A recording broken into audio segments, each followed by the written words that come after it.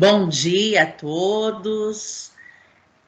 Obrigada pela presença de vocês. Vamos dar início à nossa ATPC de linguagens e suas tecnologias. Agradeço, por este dia grandioso que nós estamos tendo aqui agora e que vocês possam fazer um grande proveito, de ter uma grande participação conosco, tá? E venho agradecê-los mesmo e que possa encontrá-los muito bem, tá? Por mais que o tempo hoje esteja chuvoso, eu creio que todos poderão estar conectados conosco. Então, muito obrigada pela presença de vocês e vamos dar início agora, passando a palavra ao Rafael. Bom dia a todos. Sejam bem-vindos mais uma vez ao nosso ATPC. Iniciamos com o nosso bit.ly/linguagens Miracatu. Fizemos uma alteração no nosso bit.ly. Eu solicito que vocês, por gentileza, observem a mudança. Então, nós temos aí a cara principal. Quando vocês acessam o link, vocês vão ser direcionados para esta página. Vocês irão colocar seu nome, a unidade escolar e o componente que leciona. Vai clicar em próximo, vai abrir essa tela para vocês em forma de coluna. Então, o que nós gostaríamos de saber dos senhores? Que os senhores indicassem quais instrumentos estão utilizando para o desenvolvimento das aulas, sobre o acesso dos estudantes ao centro de mídias, se os senhores estão tendo retorno, se eles estão conseguindo acessar o centro de mídias, estão conseguindo acompanhar essas videoaulas. Principalmente, quais as dificuldades que está acontecendo dentre os alunos do ensino fundamental e médio aos quais os senhores dão aula, se é referente ao uso de tecnologia, se é por meios digitais que eles estão tendo problemas, eles estão tendo problemas de conexão. Então, para que a gente possa ter uma ideia do que está acontecendo com os nossos estudantes da rede aqui da região pertencentes à diretoria de ensino de Miracatu. E gostaríamos que vocês classificassem o nosso ATPC a partir de hoje. Se vocês estão gostando do ATPC, se o ATPC está sendo favorável aos senhores, se está vindo de encontro àquilo que vocês estão esperando da nossa diretoria de ensino. E a última informação é para contribuir com uma sugestão, com temáticas e até mesmo com críticas, tá certo? Então, por gentileza, se vocês puderem preencher este bit.ly hoje, ou nessa semana ainda, facilitará o nosso trabalho, porque em cima dessas respostas estaremos preparando os nossos futuros ATPCs. Então, retornando, bit.ly/linguagens Miracatu. Ok? Lembrando, durante as explanações, deixar as câmeras e os microfones desligados. Se vocês desejarem solicitar a palavra, aqueles que têm o chat poderão estar interagindo pelo chat, ou então solicitar levantando a mãozinha. Lembrando que a mãozinha está no menu principal de quem está no desktop. Ela já está bem visível no menu do Teams de vocês. E para os professores que estão ao celular, a mãozinha está nos 3 botões disponíveis no menuzinho também, ok? Com a palavra, a supervisora Selma. Selma, por favor, bom dia. Bom dia, Rafael. Bom dia, Simone, Silvinha, Suzana, todos os PCNPs que nos acompanham, nossos colegas, professores, supervisores. Em especial, quero cumprimentar a equipe da Clodonil Cardoso, que hoje vai conversar um pouquinho conosco sobre devolutivas com os alunos. Dizer que esse é um momento que nós devemos aproveitar, porque é a nossa formação, quando nós paramos, fazemos uma reflexão acerca do nosso trabalho, e especialmente a respeito da leitura da nossa área, linguagens, eu gostaria de compartilhar com vocês uma série que uma professora foi convidada pela diretoria de ensino a professora nos falou a respeito de uma série chamada N com E. E eu comecei a assistir, e ela veio falar sobre avaliação conosco, e eu estou encantada, porque é bem o mundo que nós vivemos, o mundo da fantasia, o mundo das letras, das descobertas, que uma órfã faz quando ela entra numa nova família, das dificuldades que enfrenta, do quanto a leitura e o mundo da fantasia a protege, a fortalece e a coloca tudo como uma pessoa muito especial. Eu estou encantada, sugiro que vocês assistam, se vocês não viram ainda, mas é uma série que eu estou adorando. Desejar que tenhamos uma ótima formação e um ótimo dia. Muito obrigada pela participação de todos e que possamos aprender mais um pouco como tem sido todas as nossas ATPCs. Simone, obrigada. Oi, bom dia a todos. Hoje a Silvinha fará a leitura da pauta para nós. Por favor, Silvinha. Bom dia a todos. Sejam todos muito bem-vindos. É sempre um prazer estar com vocês aqui nas manhãs de formação. E a nossa formação, ela se justifica através da Resolução 72, de 16 de 12 de 2019, e da Resolução SEDUC, de 18 de março de 2020. Os objetivos, da formação é dar continuidade às ações de formação pedagógica, visando o engajamento dos alunos nas atividades escolares não presenciais, proporcionar momentos de sensibilização à prática pedagógica, hoje especificamente sobre avaliação, continuidade, na verdade, do ATPC anterior, proporcionar momentos de interação e reflexão sobre as práticas pedagógicas com vista à aprendizagem dos alunos. Objetivos gerais: o drop literário, Alice no País das Maravilhas, pela professora Andressa Iga, do CLEI, As boas práticas de educação física da professora Silmara, da E. Clodonil Cardoso. Sugestões de atividades pedagógicas para o ensino médio, A Hora da Estrela, Clarice Lispector, pela PCNP Suzana. Formação, avaliação, estratégias e práticas pedagógicas, com a PCNP Simone, as interações pelo Bit.ly, e também com o PCNP Rafael, a PCNP Simone e comigo a PCNP Silvia. E agora a gente vai chamar a professora Andressa. Bom dia a todos os professores. Sou a professora Andressa Iga, professora de língua inglesa. Eu trabalho no Engenheiro Clay Presgrave do Amaral. Eu também sou professora de inglês no Centro de Estudos de Línguas, o CEL, em Miracatu, pertence ali a PEI Armando Gonçalves, E a convite, do pessoal da DE, da coordenadora aqui do CLEI também, me convidaram, para vir aqui fazer o drop literário.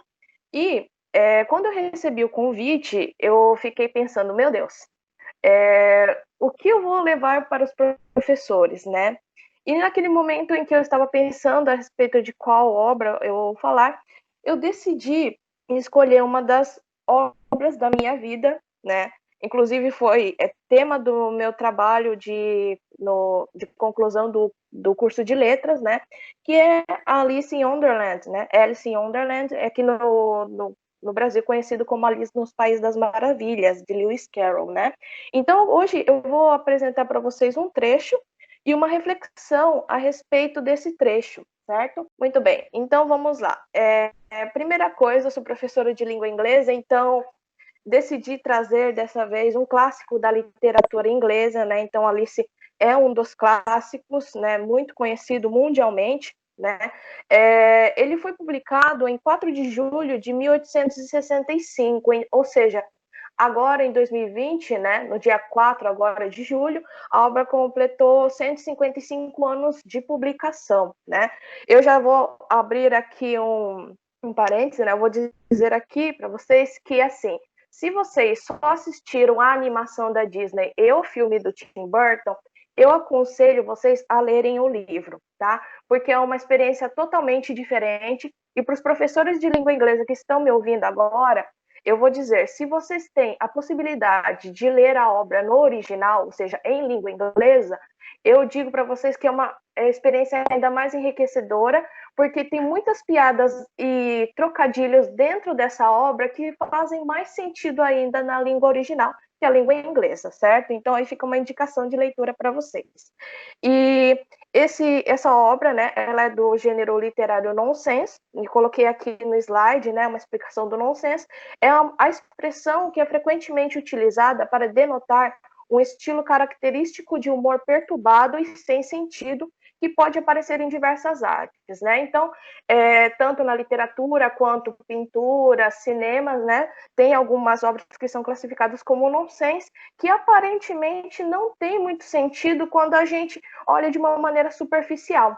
Mas quando a gente estuda um pouco o nonsense mais adentro, a gente consegue ver que essa loucura, esse não sentido, pode ter algum sentido, sim, através da maneira como a gente interpreta as obras, certo? Então, eu vou fazer agora a leitura de um trecho do capítulo 5 desse livro, que é uma passagem muito famosa, que acredito que todos conhecem, né, principalmente pelas ilustrações e tudo mais, que são, assim, os conselhos de uma lagarta, certo? A lagarta e Alice ficaram olhando uma para a outra algum tempo em silêncio. Finalmente, a lagarta tirou a narguilé da boca e se dirigiu a ela numa voz lânguida e sonolenta. Quem é você? Perguntou a lagarta. Não era um começo de conversa muito animador. Alice respondeu encabulada. Eu não sei, sir. Neste exato momento, pelo menos sei quem eu era quando me levantei esta manhã. Mas acho que já passei por várias mudanças desde então. O que quer dizer com isso? Esbravejou a lagarta. Explique-se. Receio não poder me explicar, respondeu Alice. Porque não sou eu mesma, entende? Não entendo, disse a lagarta. Receio não poder ser mais clara, respondeu Alice, com muita polidez. Pois eu mesma não consigo entender para começar. E ser de tantos tamanhos diferentes em um dia é muito perturbador. Não é, disse a lagarta. Bem, talvez ainda não tenha descoberto isso, disse Alice. Mas quando tiver de virar uma crisálida, vai acontecer um dia, sabe? E mais tarde uma borboleta. Diria que vai achar um pouquinho esquisito, não vai? Nem um pouquinho, disse a lagarta. Bem, talvez seus sentimentos sejam diferentes, concordou Alice. Tudo que sei é que, para mim, isso tudo pareceria muito esquisito. E agora eu quero apresentar para vocês 2 pontos de reflexão a respeito dessa passagem, certo? Uma das coisas... Por que eu trouxe essa passagem? Porque quando nós vemos a figura da lagarta, né, tanto na animação quanto no filme, nós nos deparamos com uma figura um pouco mais amadurecida, né? Nitidamente nós conseguimos ver que ela é mais velha do que a Alice, né? E quando eles têm essa conversa, esse diálogo, a lagarta ela começa a questionar Alice a respeito de quem ela é, que é uma pergunta filosófica muito complicada que acredito que nós mesmos, né, temos dificuldade de responder. E aí eu não consegui deixar de associar com o que nós professores muitas vezes fazemos com os alunos, né? Nós queremos que eles nos deem respostas que são muito complicadas para eles, né? E ainda mais se tratando de jovens que passam por inúmeras assim, experiências, dificuldades, né? Então é um momento ali em que eles vão vivenciar várias coisas e que vai estar uma bagunça na cabeça dele para eles darem essa resposta para nós, né? Então fica assim digamos, um puxão de orelha, né? Que nós, às vezes, temos que ter um pouco mais de empatia, compreender um pouco mais as situações que os jovens vivem, principalmente nesse momento de pandemia, né? E assim como a Alice apontou, a lagarta, né? Ela falou assim, você também vai se tornar uma crisálida, né? Vai se transformar em borboleta. Às vezes a gente quer respostas exatas, mas nós mesmos nos transformamos, né? Todos os dias nós passamos por metamorfoses. Atualmente estamos passando por uma metamorfose tecnológica, digamos assim, né? Então, que a gente não seja tão incompreensível quanto foi a lagarta, né? Que nós possamos olhar a realidade e compreender, né, essas experiências que os jovens também estão tendo com esse período de pandemia. E a outra reflexão que eu quero trazer para vocês é desse trecho aqui que eu coloquei em destaque, né? Eu não sei, sir, neste exato momento, pelo menos sei quem eu era quando me levantei esta manhã, mas acho que já passei por várias mudanças desde então. O que a gente não nota são as pequenas mudanças na nossa vida, né? Eu tenho certeza que os professores que estão me ouvindo agora não são os mesmos professores que acordaram hoje de manhã, porque na nossa vida, igual a gente fala, né, da representação do rio, nós somos o rio e as águas que passam pelo rio nunca vão ser as mesmas. Cada momento, cada minuto que a gente vive, cada interação, cada conversa, ela traz uma experiência para nós e nós nunca mais vamos ser os mesmos. Assim como vocês não vão ser os mesmos depois desse ATPC, né, depois dessa leitura. E, por último, poderia passar para mim, por favor, o slide? Por último, eu queria trazer aqui para vocês, né, uma frase de Albert Einstein. Aqui, apareceu, né? Essa frase é muito conhecida, né, atribuída a ele, que fala assim: a mente que se abre para alguma coisa nova nunca mais será a mesma, né? Alguns traduzem como a mente que se abre para uma nova ideia nunca mais voltará ao seu tamanho inicial. Né? Então, sempre quando nós estamos dispostos a acrescentar aquilo que nós vivenciamos para a nossa experiência, para a nossa vida, nós nos tornamos diferentes, né? Nós sempre estamos crescendo. Então, que esse ATPC, né, de hoje seja um momento para que nós possamos adquirir novos conhecimentos, para que nós saímos daqui professores diferentes e professores melhores, certo? Então, é isso que eu queria passar para vocês. Espero que tenha sido compreensível o que eu disse. Estou um pouco nervosa aqui, tá? E eu queria muito agradecer, certo? A atenção de vocês. Muito obrigada. Andressa, muito obrigada, minha querida. As suas palavras são, assim, exatamente o que a gente está passando neste momento, né? Esse trecho da obra da Alice é mesmo bem reflexivo, e eu agradeço muito sua participação como professora. Fui sua professora por vários anos, né, lá na Escola Clay, e assim, muito orgulho da professora que você se tornou, do ser humano sensível, adorável, e você consegue passar todo esse encantamento nas suas palavras, viu? Muito obrigada, nós estamos muito felizes com a sua participação, né? Agradecendo ao Clay e também ao Céu, da Escola P. Armando, também por você estar aqui conosco hoje. Já adiantando a todos os colegas que a Andressa vai fazer a explanação da aula dela de inglês, a nossa TPC do dia 12, né, Andressa? Já Sim. Combinamos, já aceitou. Então, vamos falar de inglês. Eu quero agradecer muito também essa oportunidade, porque falar de obras literárias e livros é uma coisa da qual eu gosto muito, então está sendo um prazer enorme trazer aqui um pouco, né, compartilhar um pouco das minhas experiências literárias com vocês. Sim, minha querida, muito obrigada, viu? Eu li a Alice já faz muitos anos, mas me deu vontade de ler novamente hoje, com as suas palavras tão doces e tão sensatas a respeito da obra, viu? Muito obrigada. Está o convite também aberto, viu, professores, para quem também se sentir tocado de querer vir compartilhar uma obra literária conosco. E agora nós vamos também passar para a professora Silmara Cobo, que é professora de Educação Física da Clodonil Cardoso também, que gentilmente aceitou nosso convite para este desafio, mais um desafio, né, professora Silmara, professora Andressa, Lembrando a todos que nós estamos na nossa TPC de número 9, já é a 9ª formação que a gente faz nesse período de pandemia, assim por essa nova ferramenta que a gente está utilizando, e dizer que já tivemos a participação de 16 professores conosco da nossa área. Então, é muito gratificante poder ouvi-los. E agora eu vou passar a palavra para a professora Silmara. Seja muito bem-vinda, professora, com muito carinho que nós a ouviremos neste momento. Bom dia a todos. Então tá meio difícil, né? De máscara. A gente demora um pouco para reconhecer as pessoas, a gente demora até um pouco para se sentir mais à vontade, né? Mas, enfim, vamos lá.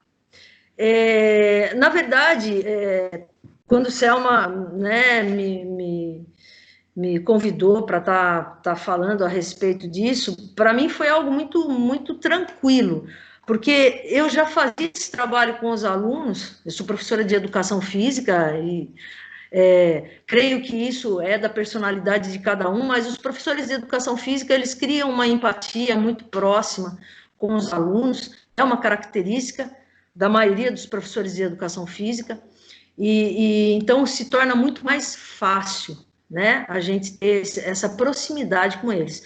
E a gente conversando, a gente estava falando sobre o acompanhamento e o apoio emocional, né, que existe aqui em nossa escola em relação aos nossos estudantes. E agora, na época da pandemia, isso se tornou muito mais latente, vamos colocar assim. Então, isso já era um trabalho que era feito aqui, né, eu desenvolvi esse trabalho com eles, que eu sempre chamei isso de papo de menina e papo de menino, e depois eu fazia com todos eles juntos, e eles tinham a liberdade de estar me procurando, um momento que eles se sentissem à vontade, né, de falar, né, é assim que eu sempre coloquei para eles. Quando vocês se sentirem à vontade de falar, me procura. E assim, eu já trabalhava com grupos de WhatsApp com eles. Então, quando surgiu toda essa situação, não foi difícil continuar fazendo aquilo que eu já fazia, né? Mas existiam algumas situações que eu tive que adaptar, sim, porque antes eu tinha eles no presencial. Então, eu abraçava, eu beijava, eu pegava, eu sou muito do toque, né? De pegar neles, para que eles se sintam acolhidos. E agora, com o WhatsApp, existia uma distância, né? Mas era interessante até, porque eu sempre falei para eles, quando a tecnologia começou a tomar conta do mundo, eu sempre falava para eles que a tecnologia aproximava as pessoas, mas jamais ia substituir um abraço, né? Então, como eu disse, a adaptação que foi feita foi em relação ao feedback via áudio para o aluno. Então, lógico, eu mando uma figurinha para eles, um beijinho, um coraçãozinho, um carinho, lógico, mas o feedback que eu dou para eles sempre é por áudio, sempre, para que isso se torne mais próximo, para que eles escutem a minha voz e consigam sentir a energia, a vibração, a saudade, o carinho, pelo tom da minha voz, né? E isso faz uma diferença tremenda, porque eu peço para que eles gravem isso para mim também. Eles gravarem e falarem comigo, isso também me transmite emoções diferentes. E, consequentemente, eu consigo estar colocando isso para eles nos meus áudios também, né? Eu sempre deixo uma palavra de carinho e de respeito que se estende não só a eles, mas se estende aos familiares deles. Então, eu sempre pergunto da família, eu sempre falo, continua se cuidando, não esquece, hein, usa máscara. Enfim, mostrar a preocupação para com a família deles é mais uma situação que nos faz ficar próximos a eles, né? E no final eu sempre deixo uma mensagem de esperança em relação à nossa volta, à nossa escola, que eu estou com muita saudade, que a nossa escola está com uma quadra nova, nos esperando para voltar, né? E que nós vamos aproveitar, e que, se Deus quiser, isso vai acontecer em breve. Enfim, isso daí motiva, né, faz com que, não só a eles, mas motiva a mim também, ok? Agora a gente vai falar um pouquinho sobre um projeto chamado Tênis, né, no nosso currículo, no segundo ano, tem a modalidade tênis, né, tênis de campo, com atividades para os alunos, para que eles aprendam um pouco mais sobre a modalidade tênis. E o ano passado, mais uma vez, nos anos anteriores, eu já fazia esse projeto com os alunos, né? De confecção de raquetes de tênis de campo e tênis de mesa com material reciclado. Eu já fazia isso. E aí eu expunha tudo na hora do intervalo, os trabalhos de cada sala. Muitos dos alunos ficavam me cobrando, né? Ah, você vai devolver, não vai devolver a raquete? Lógico que eu vou devolver, porque eles queriam levar para casa para poderem brincar em casa. Alguns deles deixavam aqui na escola e utilizar durante as aulas de educação física, até montando a mesa de tênis de mesa, e eles podiam utilizar, mesmo faziam. Outros deixavam na mochila, porque sabiam que poderiam usar, né? E com a visita do Fernando Meligeni, né? O tênis, uma modalidade brasileira e um ícone da modalidade do Brasil. Isso aconteceu em 2019. Chama a Júlia aí. Uhum.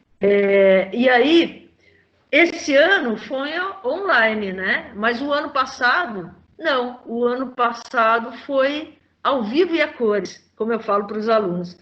E aí, Júlia, uma aluna nossa, que hoje não pôde vir, né? Aqui está chovendo bastante, enfim.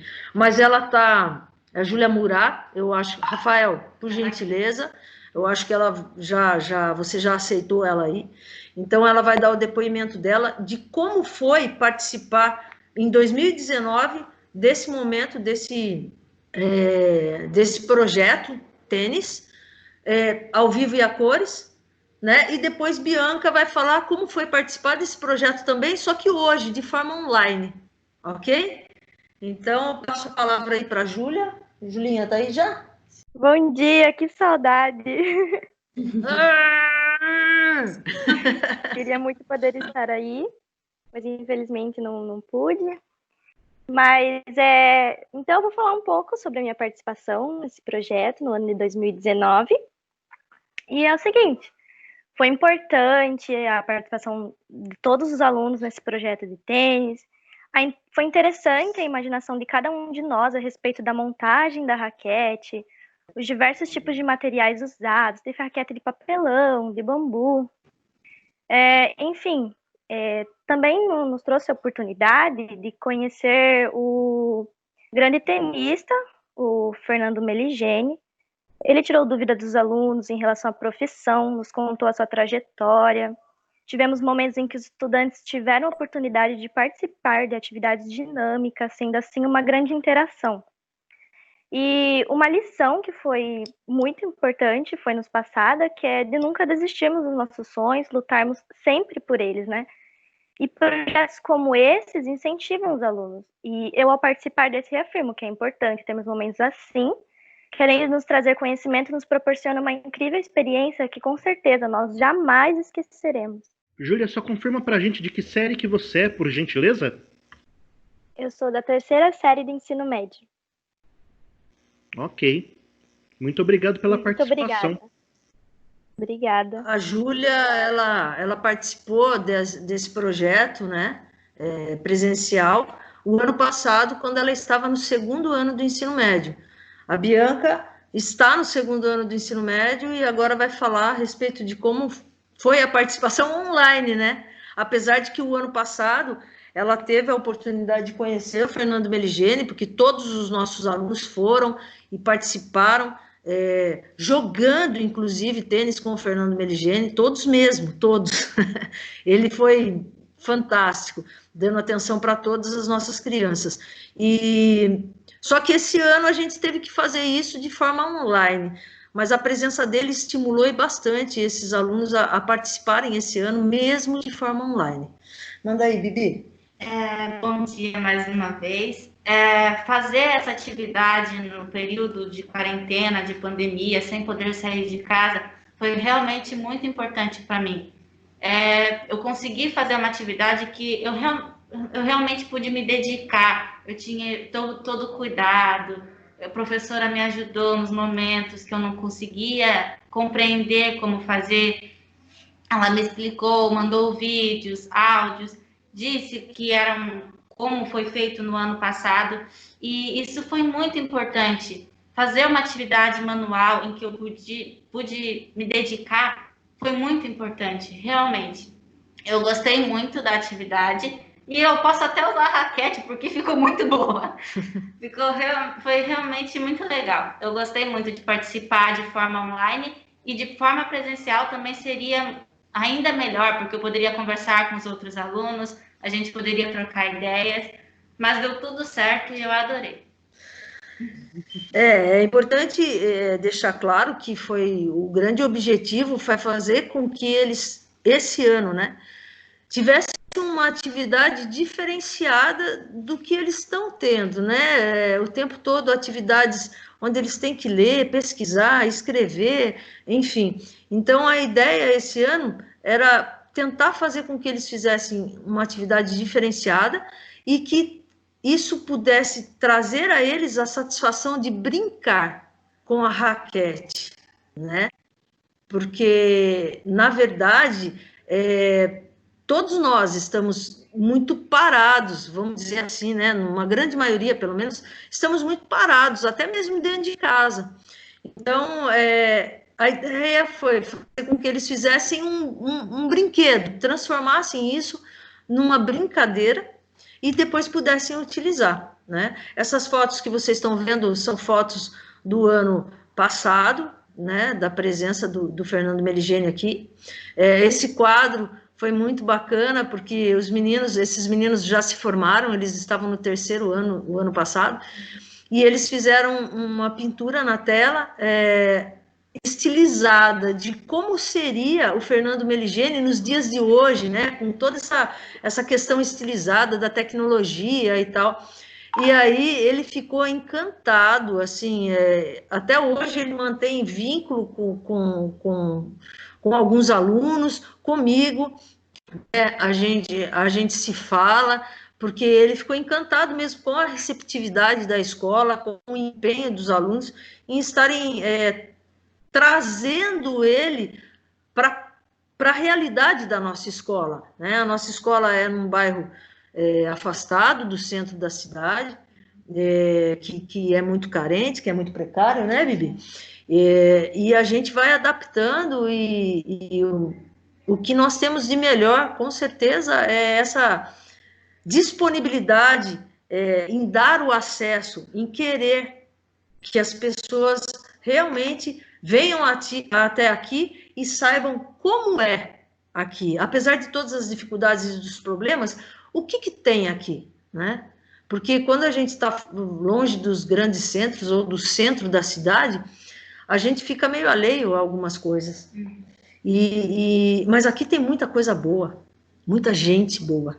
Eu acho que esse é o grande diferencial da nossa escola, esse carinho e esse cuidado que não só eu, mas todos os nossos professores e toda a nossa gestão, os nossos funcionários têm com as nossas crianças, porque isso existe, sim, né? Como eu digo, a gente já está do outro lado do rio, então a gente tem que fazer, né, o nosso melhor em qualquer lugar, mas aqui sempre vai ser diferenciado, não tem, porque nós já estamos longe de muita coisa, então a gente tem que levar e trazer o acesso a eles de qualquer jeito.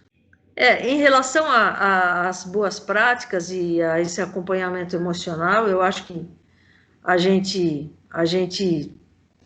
está seguindo no caminho certo, né?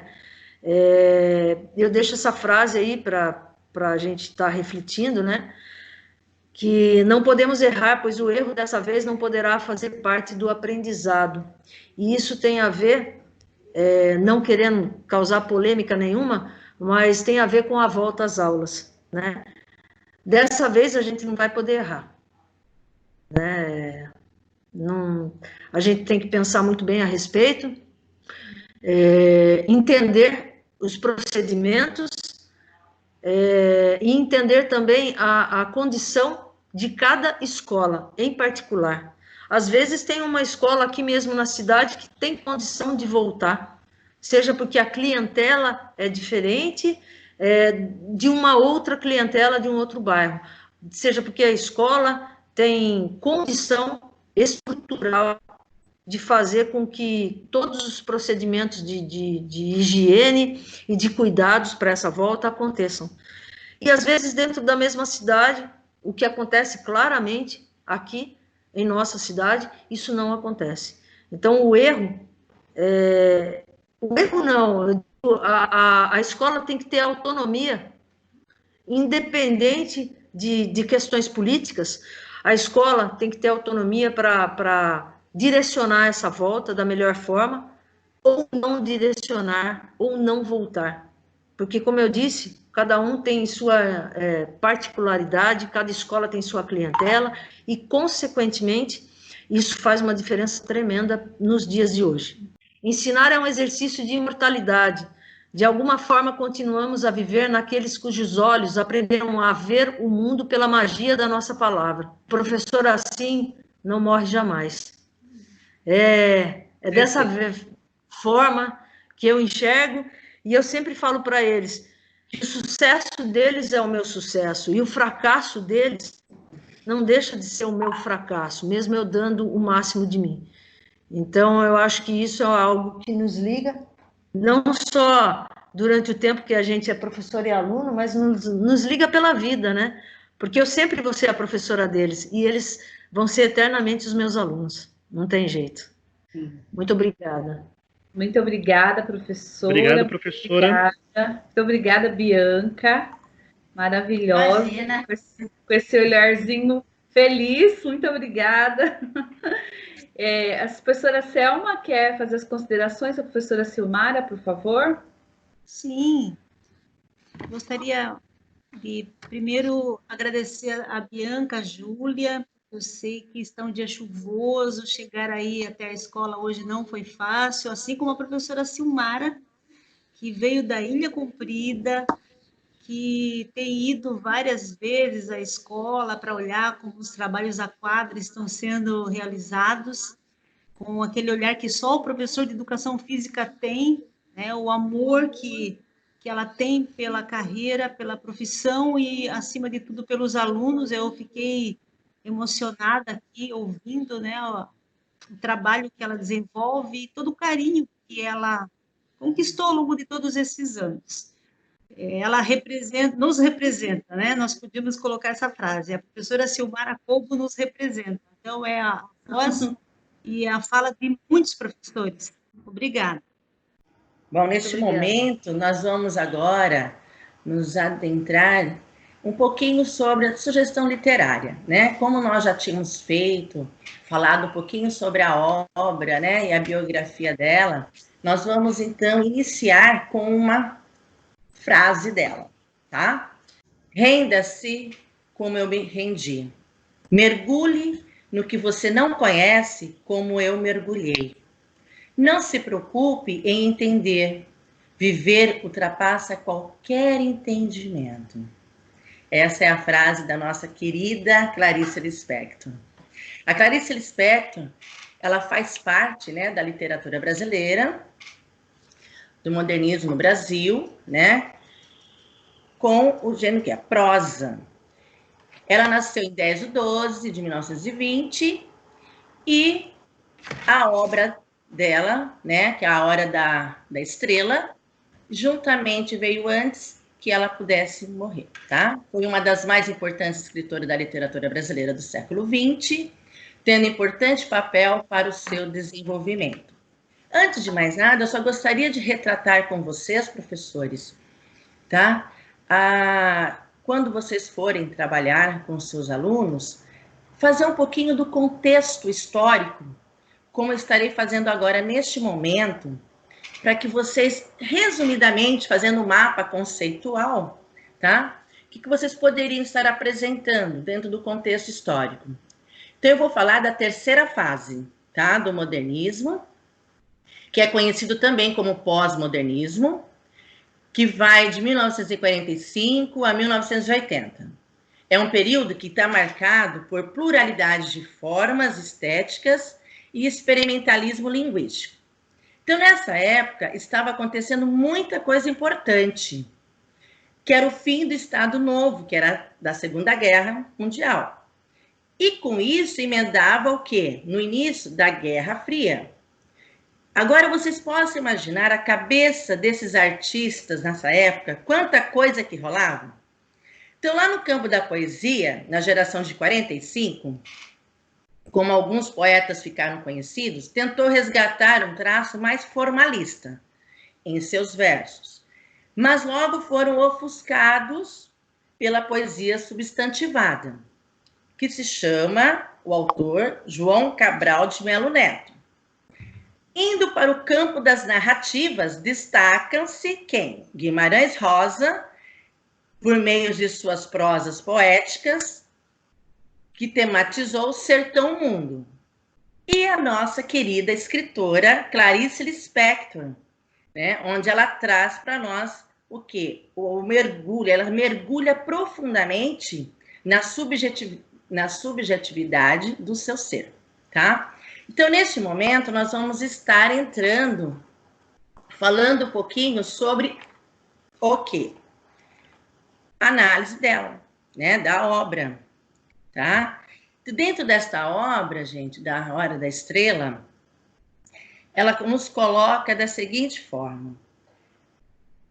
Ele está ali baseado praticamente em 3 temas, tá? Onde ele traz a pobreza, né? Onde ele fala que a Macabeia ela é muito pobre, né? A Clarice, ela tem a ideia de trazer essa ideia de pobreza de uma certa salvação. Por quê? Porque a obra dela, já que falavam tanto que ela não tinha engajamento social, então o que ela resolveu fazer? A Macabeia, usar a Macabeia nessa situação de pobreza, né? Sabendo-se que também a miséria anônima, né? Essa miséria anônima que está a questão da invisibilidade, onde a Macabeia, tão pobre, tão inexpressiva na vida, como ela tinha alienação total. Por isso que ela passa essa ideia que ninguém a vê, né? Por isso ela torna-se uma personagem invisível perante a sociedade. E dentro do plano da narrativa, ocorreu o quê?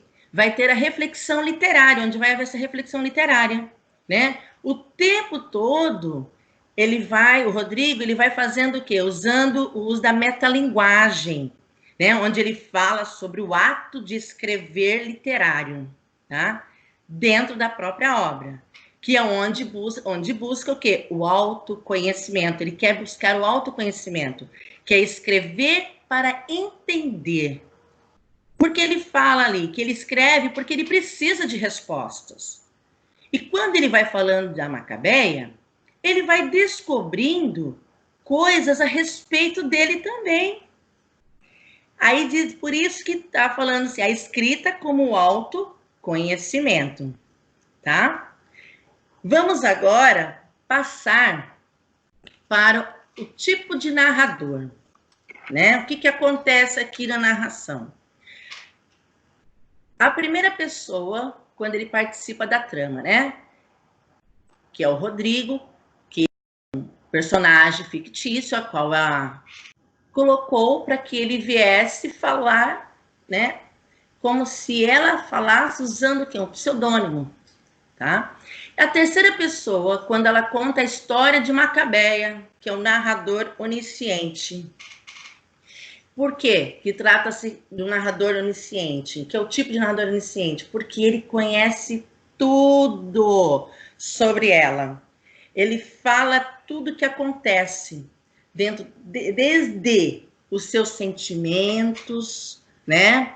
Desde o que ela estava pensando, que deixava de pensar, ele retratava tudo. Por isso que se chama, então, o narrador onisciente. É isso que ele traz para nós, tá? O tempo que ocorre é cronológico, tá? Por que cronológico? Porque é um tempo que traz um enredo alinear, porque ela vai e volta, né? Ela faz o flashback, né? Ela não tem aquela enredo linear de uma sequência, começo, meio, fim. Isso não é dela, não faz parte da Clarice Lispector. Ela foge de tudo isso, né? Então ela começa a usar, né, que é o nosso personagem aí, importantíssimo, o Rodrigo, que ele vai, começa a falar lá no fim, depois que ele volta, depois ele traz de volta para nós, né? Onde ele até retratou, onde ele falou também lá no final, onde a Macabeia, para você ver como que ele era tão inteirado, né, aos pensamentos dela, né? Na hora da morte, ele também destaca sobre isso. Então, os elementos da narrativa que está trazendo para nós também é o espaço, onde que ocorre.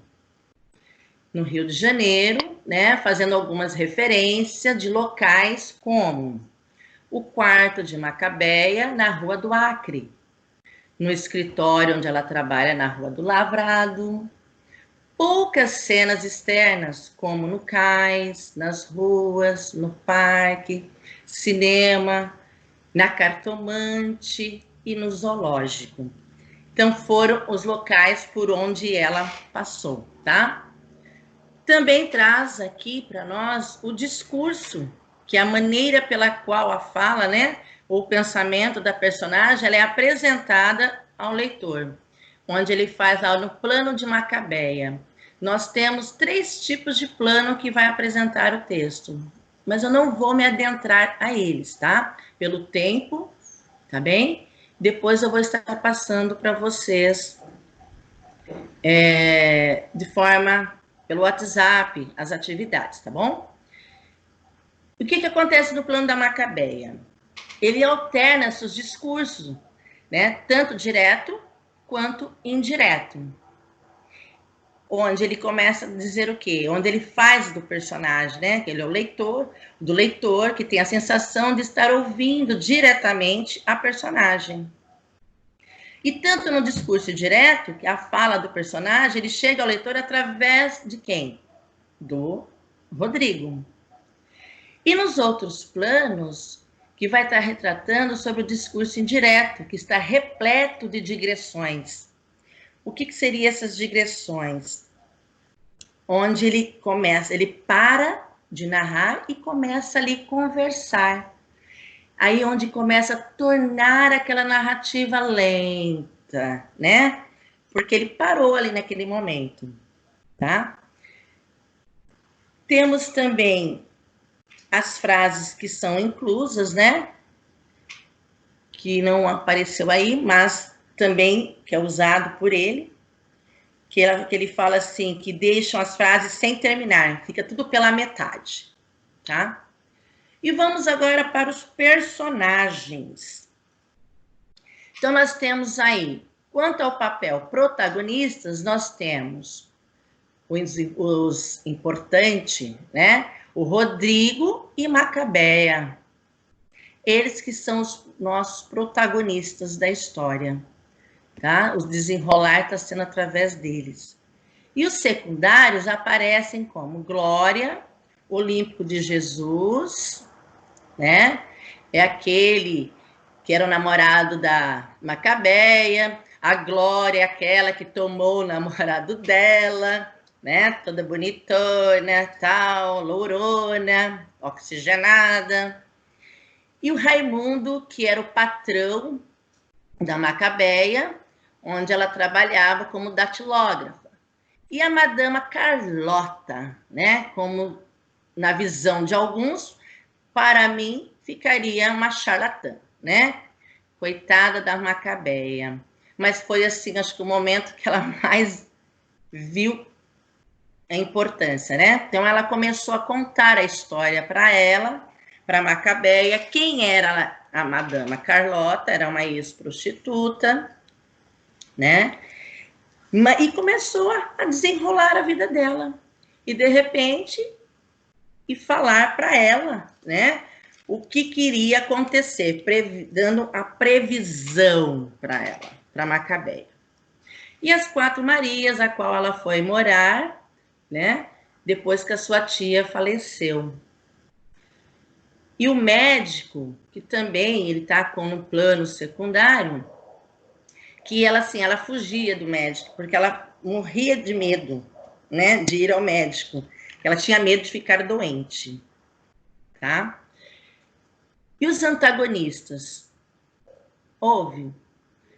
O que houve foi uma situação antagônica, tá? Uma situação antagônica é o que acontece na vida das pessoas. Propriamente dito, não teve o antagonismo, porque não houve pessoas propriamente que foi contra a personagem, tá bem? Só houve mesmo a situação. E quanto à caracterização, a maior parte dos personagens, eles são redondos, né? E as 4 Marias e o médico, eles são personagens planos. O que seriam, então, esses personagens redondos? São aqueles, né? São aqueles personagens que têm várias características psicológicas, né? Que chega próximo que à personalidade deles, tá? Completa do ser humano. E que essas personagens, elas são dinâmicas, que estão sempre em constante transformação. E os personagens planos, os secundários, são aqueles que têm poucas características psicológicas, né?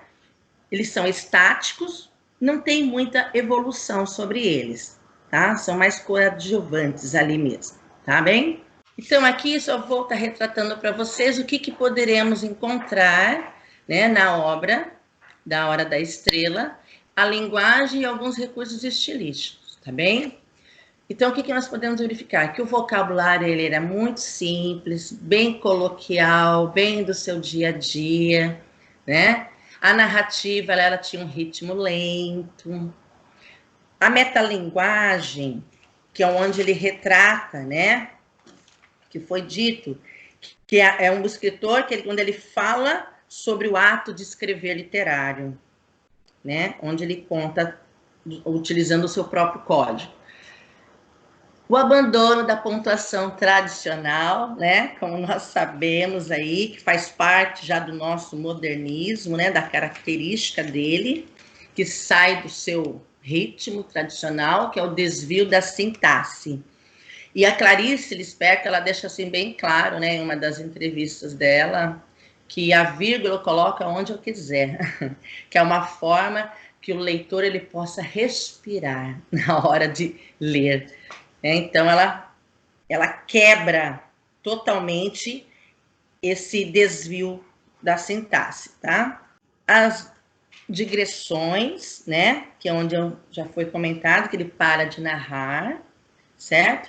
E só faz um comentário com o leitor. Você começa a conversar ali com o leitor.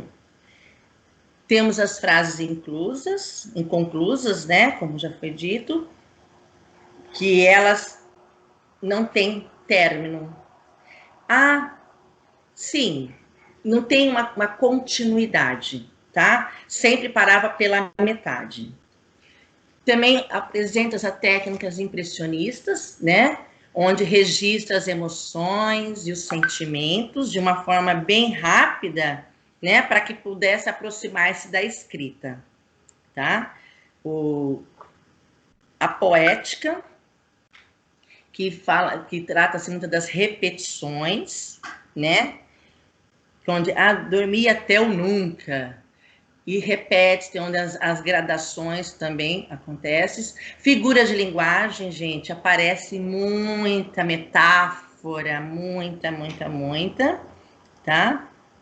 Traz, assim, fortes imagens, né? Através dela, criando imagens poéticas, onomatopeias, né, que são sons que aparecem lá através do homem que toca violino, do rádio relógio, do tic-tac, tá? E os neologismos, que são as novas criações de algumas palavras, até foi assim bem destacado, que eu achei que é a imaginavazinha. Imaginavazinha. Foi criada essa palavra, né? As impressões sensoriais. É quando, eu acabei de falar, que o homem toca o violão. É aquele momento que a música, ela está ali todo momento na vida dela, tá? Humor e ironia, isso faz parte, né, da Clarice Lispector. Ela gosta muito de ironizar, né, de uma forma, da história da Ática. A zoomorfização que está detectando que onde faz a comparação dela com os bichos, né? Um exemplo, cadela teleguiada, né? Quando ela pede aspirina e acaba tomando sem água, aí a Glória fala assim para ela: você vai morrer que nem uma galinha. Então, faz esse tipo de caracterização, né, para a personagem da Macabeia, usando os animais, tá? O erotismo e sensualismo. O erotismo e sensualismo aparece muito também, como a Macabeia, coitada, ela é uma pessoa assim, bem depressiva, né? Ninguém olhava para ela era feia, né? Então, assim, é uma situação, coitada, que ela se encontrava realmente, quem a olhava ficava assim de pena, né? De dó. Então, nós temos lá que a Macabeia, ela era assexuada, né, no sentido de quê? De estar distante da realização sexual, tá? E, ao mesmo tempo, ela tinha o seu lado sensual, no sentido de quê? De ter um desejo sexual, tá? Somente nessa parte aí. Críticas de certos modismos e as normas literárias rígidas. É quando o Rodrigo começa a tecer críticas, né, de forma de fazer para a literatura, onde a Clarice, ela não gosta de história normalzinha, né, que tem aquela sequência, começo, fim, né, porque não é a praia dela isso. Aí o Rodrigo, ele fala que não, que ele vai fazer uma literatura com começo, meio e fim. Então, aí é por isso que houve essa crítica de certos modismos aí, tá? Onde a Clarice, ela desabona totalmente esse lado, né, da formalidade, e o Rodrigo, que é o nosso personagem aí, né, fictício, a qual ela criou, que traz muito, né, dela, né, a fala da Clarice, e diz que ele quer uma história mais começo, meio e fim. Tá? Então, aqui, pessoal, eu peço a vocês, dando uma sugestão, de vocês apresentarem aos alunos ao filme, tá?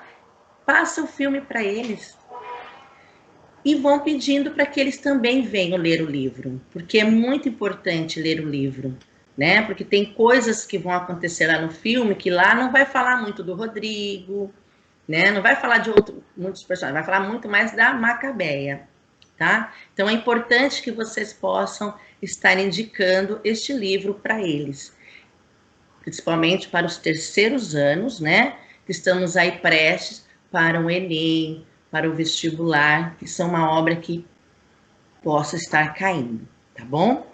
Agradeço aí a atenção de vocês e qualquer coisa, por favor, é só me chamar no Zap, tá? Que estaremos prontas para ajudá-los e apoiá-los. Muito obrigada, passo a palavra. Obrigada, professora Suzana. Agora nós vamos iniciar a nossa formação, pessoal, conforme nós tínhamos, né, combinado. Eu solicito que vocês, por favor, retomem aquele material que nós colocamos, que nós começamos na semana passada, não é? Que é o nosso slide do mapa conceitual, nosso papel do mapa conceitual, na verdade, né? Então, pessoal, deixa eu só lembrá-los, né? Nós começamos a fazer o mapa conceitual. Então, naquele dia, eu não sei se eu falei, mas eu não me lembro bem, falei tanta coisa aquele dia, mas eu vou retomar aqui o conceito do nosso mapa conceitual, né? Quem está aí com o documento do mapa conceitual, o mapa conceitual é aquela ferramenta que a gente usa para organizar e representar como a gente está pensando, né? Na verdade, ele faz o quê? Ele sintetiza as informações que nós estamos tendo a partir daquilo que nós estamos estudando. Então, ele é uma forma criativa de difundir esses conhecimentos, né? Então, a gente pode utilizar caixinhas, setas, porque ele é um método de estudo que, como a gente já estudou algumas vezes, ele permite que nós memorizemos os conteúdos, né? E de uma maneira fácil e rápida. Então, por favor, retomem o nosso mapa conceitual, que nós vamos partir do ponto que nós paramos a semana passada, tá? Simone. Oi? Pode falar, a Silvia. Eu tenho aqui 5 passos bem simples para a construção do mapa conceitual. Pode falar. O primeiro dele é o tema, né? A palavra-chave. E o nosso tema, a palavra-chave, é a avaliação, claro, né? Que é o que nós estamos estudando. Isso. Aí depois, o segundo passo é a coleta das informações. Então, nós vamos coletar essas informações. O terceiro passo é filtrar apenas o necessário do passo 2, né? Que é a coleta das informações. Então, eu filtro as informações. Quarto passo é organizar essas informações e conectar os conceitos. Aí sim, a gente vai usar as setas, né, e as conexões necessárias. E por fim, né, no final nós vamos querer ver o mapa de vocês, revisá-lo e refinar os detalhes. Aí vocês podem, né, eu vou falar uma palavra aqui bem genérica, a gente vai deixar ele bonitinho, né, vai deixar ele arrumadinho para apresentar. Isso. Tá bom? Aí a gente utiliza a criatividade nesse momento, né, Silvinha? Então, são 5 passos. A palavra-chave, a coleta das informações, o filtro das informações, a organização e conexão dos conceitos, né? E, por fim, a revisão e o refinamento dos detalhes. Ótimo. Bom, então nós vamos partir agora, pessoal. Primeiro, antes de começar de fato no tema, né, gostaria de falar para vocês, para os professores, né, dos nossos professores que estão aqui com a gente, sobre o trabalho que está sendo realizado, né, por todos. Então, assim, nós estamos vivendo momentos diferentes, né, ninguém previu lá no nosso planejamento inicial de 2020 que nós estaríamos logo nos primeiros dias de aula, já digo, acho que nós não tínhamos passado nem 30 dias de aula, quando nós nos vimos nessa situação de pandemia, onde a nossa sala de aula virou a nossa casa, e junto com a nossa, né, nesse nosso local de trabalho, então nós temos a nossa família, temos filhos que também estão estudando, temos nossos cônjuges, temos nossos pais, às vezes nossos irmãos, então nós trouxemos a nossa sala de aula para dentro de casa, né? Então estamos sendo assim verdadeiros heróis mesmo, e eu só parabenizo toda a equipe de linguagens, porque cada dia que a gente vem aqui nos nossos ATPCs a gente aprende um pouquinho mais. Hoje aprendemos com a Andressa, com a Silmara, mas já foram tantos, e eu ainda espero mais professores para participar, né? Então, esse nosso novo normal, a gente está diferente agora, né? E eu vejo, como professora também que sou, o quanto a gente tem que se avaliar todos os dias. Eu faço as interações com meus alunos, eu avalio de que ponto, onde eu posso melhorar, o que eu posso fazer, como que eu posso chegar em mais alunos, e acho que esse é o nosso assunto dos nossos próximos ATPCs também. Então, só parabenizá-los, pessoal, porque nós não desistimos, nós continuamos diante de todos os desafios, diante de tudo que a gente está vivendo.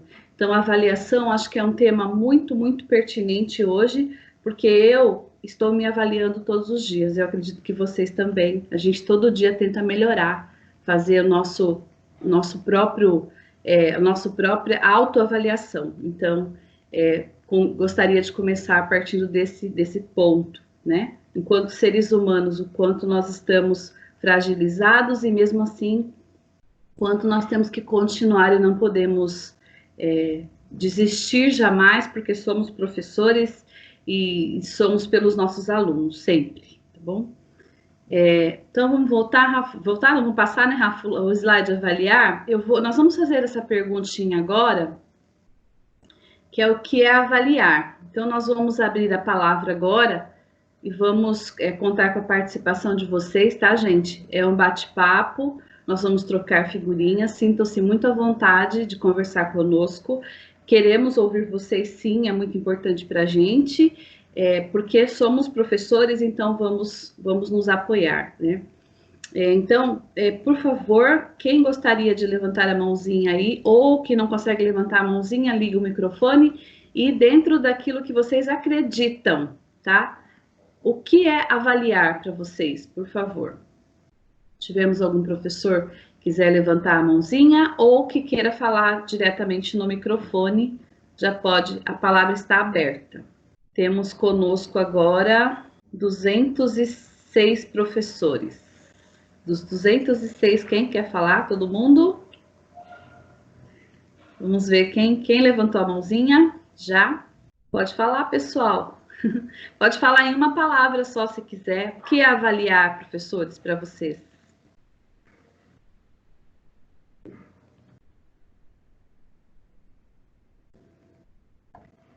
Professores, por favor. Ingrid, pode falar? Estão me ouvindo? Posso falar? Claro. Avaliar, uma palavra que eu vou falar é verificar. Verificar. Já anotamos aqui. É só uma palavra que é para dizer? Cada um fala uma palavra? A gente pode falar uma palavra, ou se quiser falar uma frase, ou completar alguma coisa, mas eu já coloquei. Eu acredito que... Posso falar, sim? Sim, se vocês claro. me permitirem, avaliar, eu sempre falei isso, que avaliar é a parte mais difícil que tem, uma das situações mais difíceis que tem dentro de uma sala de aula, né? E também em relação a várias situações que a gente se encontra. Por quê? Porque você emite um valor, né? Então, existe alguns, ainda encontramos situações em que alguns professores, né, ainda têm aquela coisa com apenas uma ferramenta, né, que ele oportuniza para o aluno, para ver se ele atingiu aquela habilidade ou não, e aí ele já confere uma nota, atribui uma nota, né, sendo que avaliar, o que é? Para você avaliar, você tem que oportunizar diferentes situações para o aluno. Nós estamos falando de aluno, de sala de aula, né? Então, tem aluno que aprende de uma forma, tem aluno que aprende de outra forma. Nós temos situações, como, por exemplo, na educação especial, que se você sentar com um aluno, se você desenhar, ele consegue entender o que você está tentando tirar dele, né? Que ele consegue entender a situação de aprendizagem ali, né? E ele te dá uma devolutiva. É uma forma de avaliar. Então, nós temos que ver que cada um aprende no professor, ele tem que entender que cada um aprende no seu tempo e que ele deve oportunizar vários tipos de avaliação, de ferramentas para que ele possa avaliar e para fazer uma autoavaliação no seu próprio trabalho também. Né? Porque quando você avalia, não sei se todos estão me ouvindo. Sim, muito bem. Então, quando você avalia, na verdade, você está avaliando também o seu trabalho, né? Se você precisa mudar a sua prática, se você precisa, enfim, é uma autoavaliação também. A avaliação, ela favorece uma reflexão, né, do seu trabalho também. Então, você avalia não para aferir apenas um valor para o aluno, mas se ele está conseguindo realizar, se ele está aprendendo, se ele está compreendendo aquilo que você está tentando passar para ele, né? E o meio também de você se autoavaliar, para você mudar a sua forma de trabalho, né? Sua didática, sua prática com eles. É isso. E existem várias outras também que a gente poderia estar falando aqui, né? Mas resumindo é isso, tá? Sim. Obrigada pela oportunidade. Obrigada, querida. Obrigada Professor mesmo. Gilson colocou no chat o seguinte: é o uso de ferramentas diversas, principalmente neste momento que vivemos. Oralidade, avaliação, escrita, leitura, pesquisa, seminário. Maria José colocou... Exato, é isso mesmo. Oportunizar diferentes formas de avaliar, né? Isso. Pode falar, professor. Quer complementar, Gilson, por favor? Então, eu vejo a avaliação, né, como toda proposição que a gente tem na escola. Na verdade, a partir do momento que você pisa no degrau da escola, do portal da escola, você está praticamente, né, fazendo uma avaliação, não somente da sua postura, como dos alunos. É uma necessidade, na verdade, né? É um comprometimento que todos nós temos, toda a comunidade escolar tem esse comprometimento de avaliar, né? Então, o sistema avaliativo, ele é um instrumento diversificado, principalmente no momento em que a gente passa, né? Um momento assim de distanciamento social, em que a gente é obrigado a usar tantas plataformas para que essa avaliação, esse ensino chegue até o nosso aluno. Então, a avaliação é uma coisa complexa e muito generalizada. Vai desde uma avaliação escrita, que ela não serve só para mensurar notas, mas ela serve também para você ter um ponto de partida, para diagnosticar o que você vai fazer numa próxima avaliação. Até uma explanação, a oralidade, a escrita, a pesquisa. Então, a avaliação é uma coisa diversificada mesmo, e que tem que ser planejada por todos da escola. Obrigado. Exatamente. Obrigado, professor Gilson. A professora Maria José colocou: avaliar é a principal ferramenta para corrigir rumos. Ótimo. Professora Renata: a partir de um objetivo, diagnosticar em que ponto o aluno e o professor estão para definir rotas adequadas para atingi-lo. E a professora Nilzelina colocou: avaliar é descontrair, é descobrir o avanço do educando, verificando onde nós, professores, precisamos melhorar e se o mesmo não obteve alcance esperado. Sim. Professora Fátima, a última contribuição que está aqui no chat: avaliar é uma síntese de acordo com o contexto. Exatamente, professores. Aquilo que o professor Gilson colocou e os demais colegas, vamos pensar no seguinte: quando a gente fala em avaliação, antes a gente falava em avaliação no presencial. Então, alguns professores utilizavam alguns tipos de recursos avaliativos para poder avaliar seu estudante, que hoje, com o distanciamento social, o professor ele precisou adaptar esses recursos. Então, assim, nós sabemos que tem professores que não gostam de usar, por exemplo, seminários para poder avaliar o estudante. Mas se o professor deseja que esse indivíduo ele consiga desenvolver a parte de oratória, a parte de relação interpessoal com os outros, a parte de comunicação, qual seria a melhor forma de avaliar esse estudante além de um seminário? Existiria outra forma para poder avaliar esses elementos? Então, quando a gente trouxe essa proposta sobre avaliação, o que era avaliar, é justamente para que, neste momento, tanto durante o distanciamento social ou enquanto a gente estava presencialmente, nós começarmos a repensar a avaliação. Professora Ingrid, a palavra é da senhora. Oi, para mim, posso falar, Rafa? Por favor. Ah, tá. Então, Rafa, a resposta em relação a avaliar, né? A pergunta foi o que avaliar. E sim, essa reflexão é muito legal, por quê? Porque nesse momento do ensino remoto, o que nós estamos encontrando, gente? É uma situação para todos os professores de todas as áreas.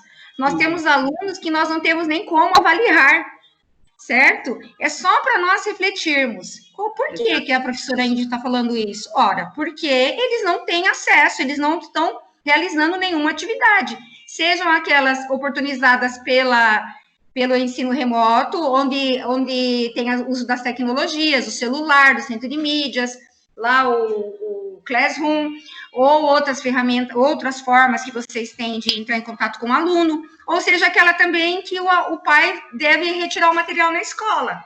Então, a gente percebe que o momento que aflige muito todos nós, e é uma coisa a se refletir mesmo, né? Porque agora nós terminamos o primeiro semestre, que foi um período da EJA, né? Algumas escolas têm EJA, Educação de Jovens e Adultos. E também um momento de reflexão, por quê? O que fazer com esses alunos que nós não conseguimos de forma alguma, ou que eles não quiseram, que eles não realizaram de forma alguma atividade? É um desafio grande, eu sei disso. Eu escuto muito desabafo de todos os professores. É frustrante, só que assim, gente, aquele aluno que não teve o acesso, ele vai ter o acesso, provavelmente, nós deixaremos sem a nota, no caso do regular, né? Sem a nota, e depois, ao retornarem às aulas, no possível retorno, nós oportunizaremos as ferramentas para que eles sejam avaliados, tá? Então, essa aflição de 30 alunos, só 8 realizaram, de 32 alunos, só 15 fizeram. Então, eu passo a palavra. Não, era só mais um desabafo, tá, gente? Para compartilhar com vocês, tá bom? Obrigada. Professor Gilson pediu a palavra, por favor, Gilson. Quer fazer a tréplica?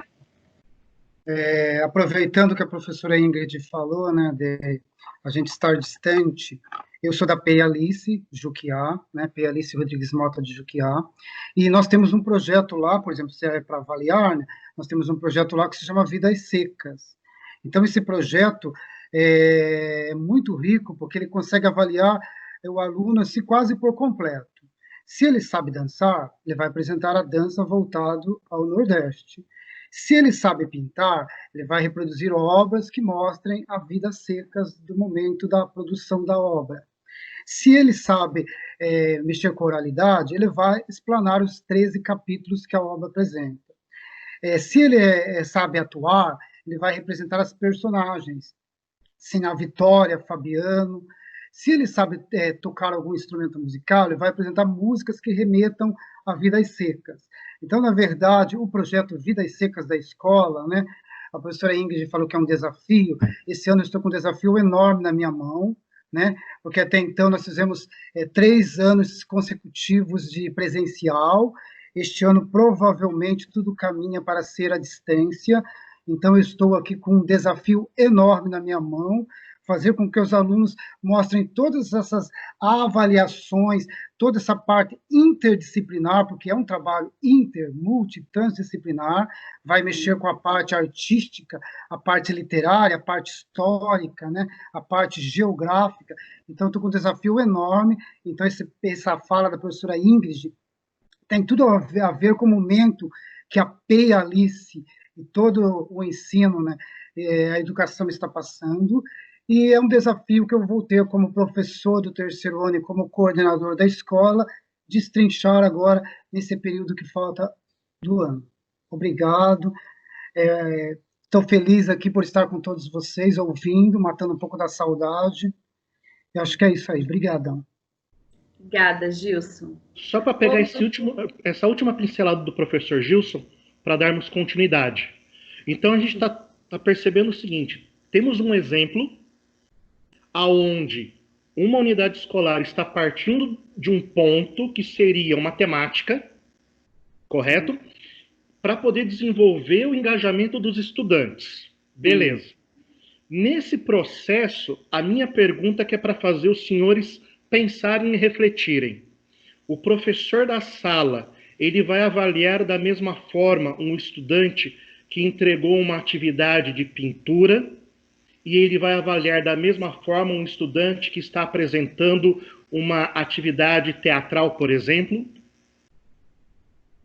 ou que está trabalhando com a parte da literatura nordestina, com me fugiu o nome, os varais lá, Cordel. Literatura de cordel. Então, olha só quantos recursos avaliativos que o professor vai poder desenvolver dentro de apenas uma sala de aula. E olha a riqueza de resultados que esse professor vai conseguir colher.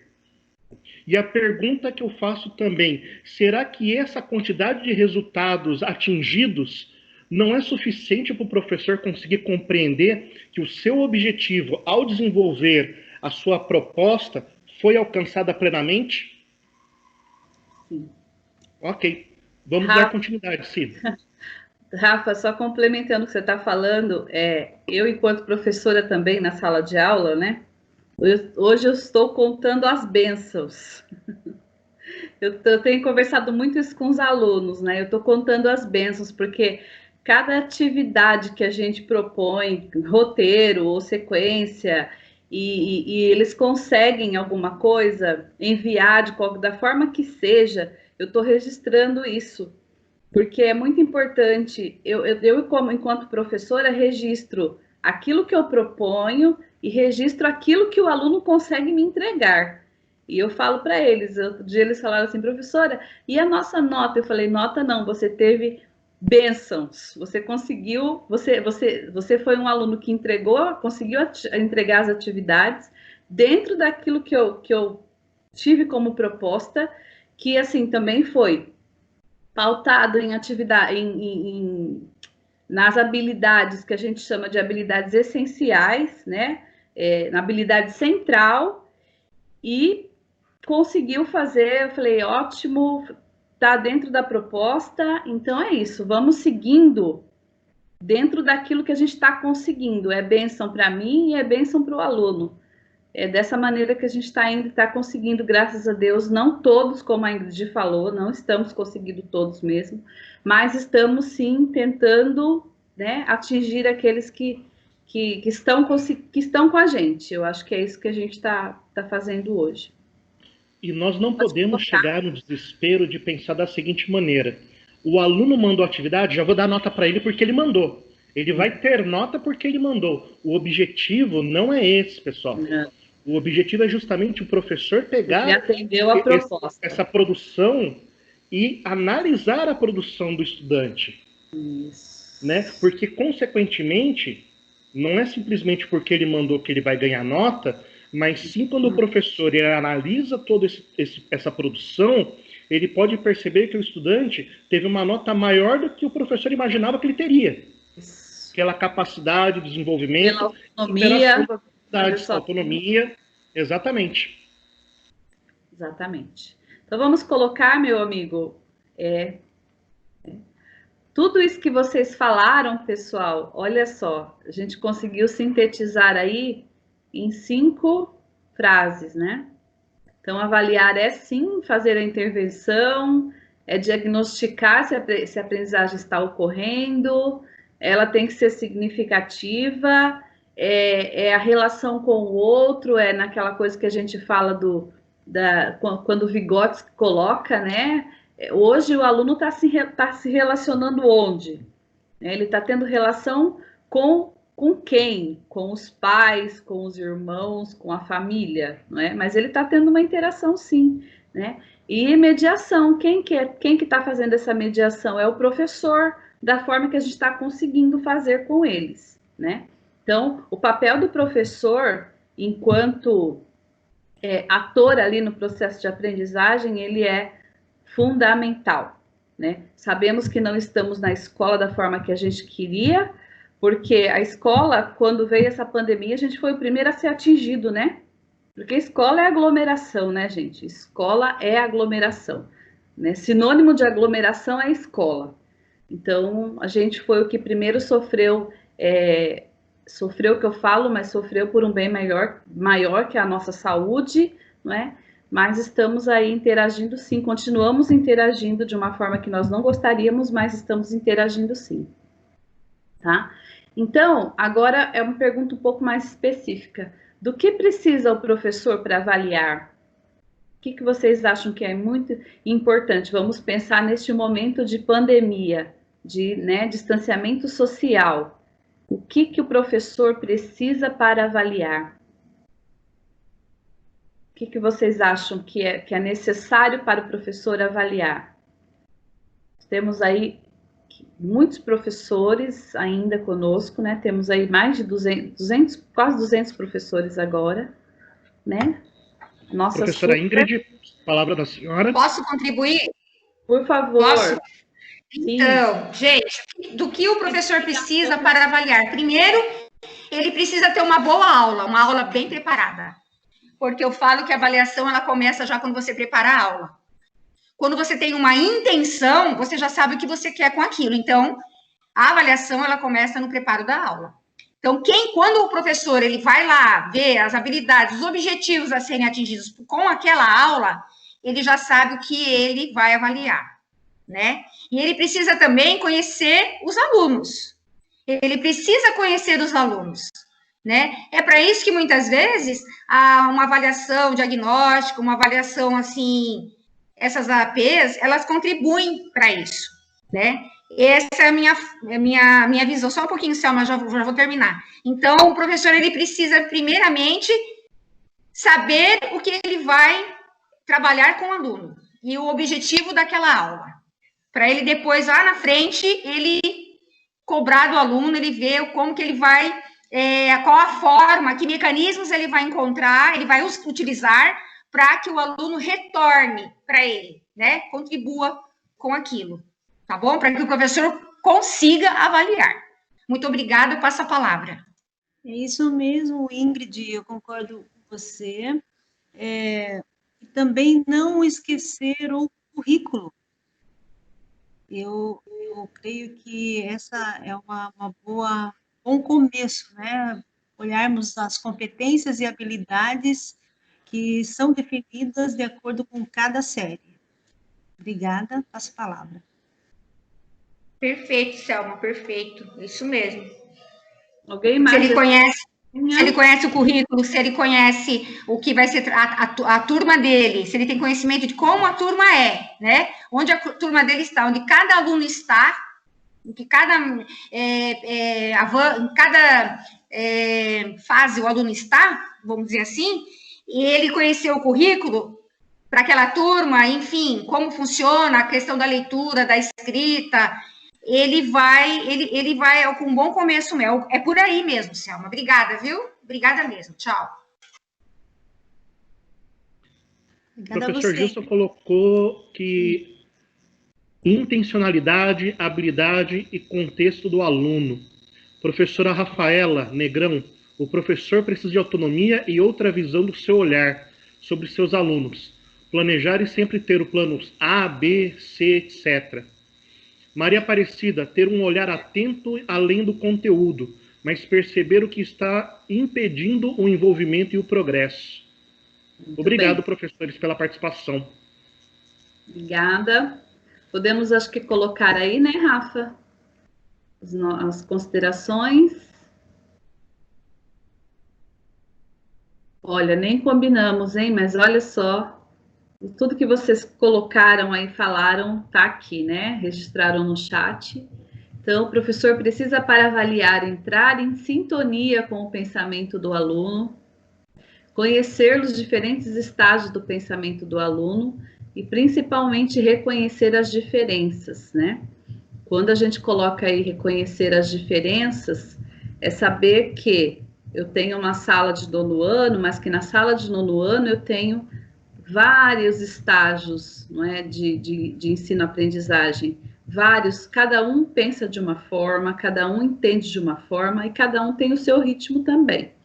E nessa parte de reconhecer as diferenças, eu vou pedir a colaboração um pouquinho da Silvia no tocante aos nossos alunos da educação especial, que também estão nas nossas salas de aula e que também necessitam ser avaliados, né? Mas com o professor sabendo reconhecer as diferenças dos alunos. Então, Silvinha, quer falar brevemente sobre a avaliação na educação especial, por favor? Sim, Simone. Pessoal, o tema avaliação na educação especial, ele requer um pouquinho mais de aprofundamento, mas eu vou tentar resumir para vocês aqui e trazer algumas metodologias, algumas questões de uma forma mais objetiva, né? para avaliar o aluno com deficiência, aluno público-alvo da educação especial, primeiramente devemos considerar a especificidade, né? Ou melhor, o estilo de aprendizagem desse aluno, se ele é visual, se ele é auditivo, se ele é sinestésico. E aí a gente vai apresentar para esse aluno a menor porção possível do objeto de conhecimento que estamos trabalhando com a sala regular, por exemplo, né? Mas que essa menor porção tenha o máximo de significado para ele, né? Ou seja, todo o resto ele fica em segundo plano, digamos assim, ou até a gente pode eliminar o restante. E esse restante é tudo que causa obstáculo para a necessidade específica desse aluno, né? E aí nós temos algumas, né, alguns apoios, como os intérpretes de Libras, os interlocutores, né? O Braille, no caso dos nossos alunos cegos, a comunicação alternativa, né, as PECs, no caso dos alunos autistas. E aí fica aquela pergunta, mas a gente pode oferecer ajuda durante uma avaliação inclusiva, avaliação do público-alvo da educação especial? Sim, nós podemos oferecer uma ajuda. Essa ajuda ela pode ser uma ajuda total, ela pode ser uma ajuda leve, ou a gente não precisa ajudar. Porém, toda vez que oferecer qualquer ajuda, né, numa avaliação, a gente precisa documentar, juntamente com essa avaliação, que tipo de ajuda foi oferecida, né, para a gente poder entender realmente o que o aluno conseguiu com aquele objetivo da avaliação. E aí vem a questão, né, dos objetos de conhecimento. A gente precisa repetir o conteúdo para esse aluno quantas vezes se fizer necessário. Às vezes fica até cansativo, mas a repetição, em alguns casos, ela se faz extremamente necessária, né? E antes de aplicar a avaliação, a gente sempre precisa retomar alguns conceitos com eles. Não devemos nunca juntar diversos conteúdos numa única avaliação, que ele não vai associar. Aplicar uma avaliação para cada objeto de conhecimento, minimizar esse processo de atenção e concentração do aluno, principalmente os alunos, né, com deficiência intelectual, o que é muito dificultoso para o aluno do público-alvo da educação especial é esse processo de atenção e concentração, e isso é o que é necessário numa avaliação, né? E sempre levar em consideração que os alunos público-alvo da educação especial, eles necessitam de mais apoios, né? Mais que os outros no processo de ensino-aprendizagem. Então, vem a questão da equidade, né? Oferecer mais para quem precisa de mais. No geral, o que eu falei, o tema avaliação, a gente precisa se aprofundar, porque já no início, quando a gente vai começar a trabalhar com esse aluno, lá no início do ano, ou quando ele chega, né, para a gente, às vezes, da rede municipal, a gente já inicia o trabalho com ele com uma avaliação, com uma anamnese, com uma sondagem, né, para a gente poder ter um ponto de partida, assim como o professor Gilson colocou, né, e a questão da avaliação na educação especial, ela é constante, ela tem que ser feita em todas as ações, em todas as propostas de atividade, em todos os momentos, não somente pela sala de recursos de itinerância ou os interlocutores de Libras, mas por todos dentro da escola. Então, por enquanto é isso, eu não vou me aprofundar muito, senão eu passo o dia inteiro aqui só falando dos instrumentos de avaliação para o público-alvo da educação especial. Agradeço a confiança, agradeço a atenção de vocês e passo a palavra. A professora Érica Alves colocou justamente isso. É fundamental conhecer o aluno, independente se ele tenha necessidades especiais ou não. A professora Fátima Aparecida colocou: ter bom senso, levar em consideração as condições dos alunos, seja material, física, emocional, e isso tem início no planejamento. E é importante, professora Fátima, ter início no planejamento e você se replanejar durante todo o período escolar, não esperar apenas o mês de julho, quando é o replanejamento, para você poder fazer este replanejamento.